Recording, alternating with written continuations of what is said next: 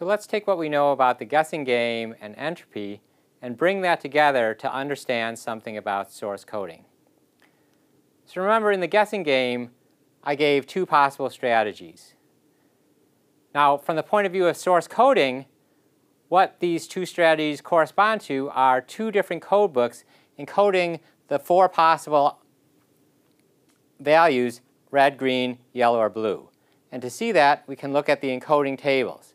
So for example, for this strategy here, I can also think about this as being an encoding for the four possible values, blue, yellow, green, or red, where the encoding is just given by the sequence of yes and no answers according to the strategy that lead me to B. So for example, B would be encoded by 1, 1, yellow would be 1, 0, and so on. I can also look at the length of all of those code words, and it turns out because of the regular structure of this tree, all of the lengths of the code words have the same value too. I can also look at the other strategy over there, and that also corresponds to an encoding of the four different outcomes, but it's different than the one shown here. For blue, I encode it with just a single digit, 1, right? And so the length is 1. But for green and red, you can see that I need to have 3 digits in the code word to encode that. Now the question is, which one of these is better in any particular situation? And that depends. And so in order to answer that question, we need a way of evaluating how good this particular encoding might be versus that particular encoding.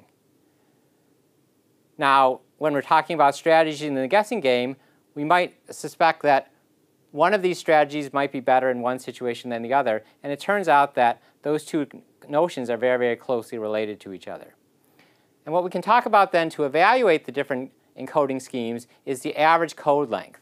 So the average code length of random code is the expected value of the length. So remember, each of those code words that I use to encode all of the outcomes has a potentially different length, but they occur with different probabilities. So if I say, on average, how long does it take me, or how many bits does it take me to encode a particular outcome, it will be that expected value shown there, L bar.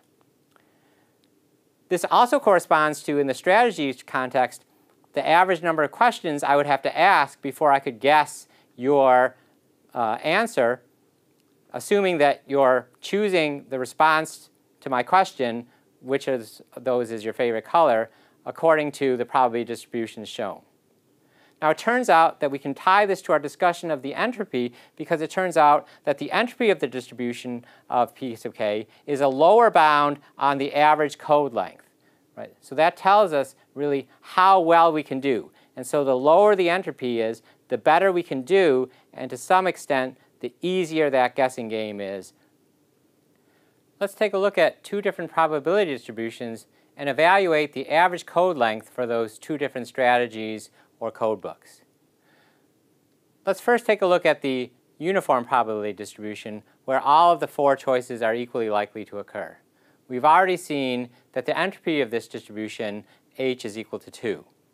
If we use this strategy here, it turns out that the average number of questions, or the length of the code word, in order to encode all four of these choices is all the same. It's 2, and so when I take the average of 2, I just get 2.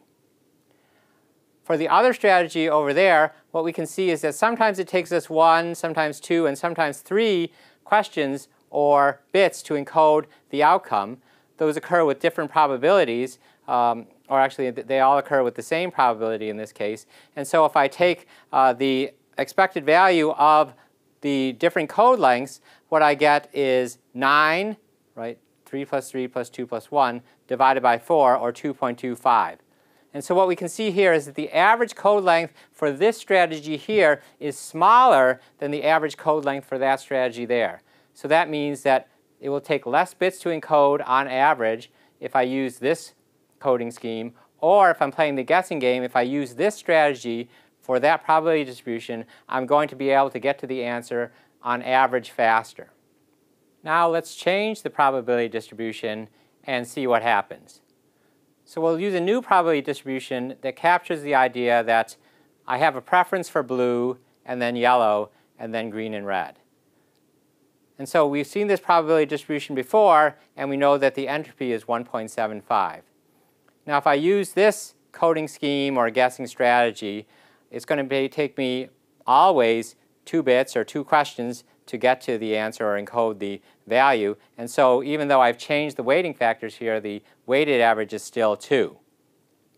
On the other hand, if I use the other strategy, what you can see is that because B occurs very often, there are many times that I'm going to be using the code word that has length 1. And relatively infrequently, you can see, for probabilities 1/8 and 1/8, am I going to use the longer code words of 3.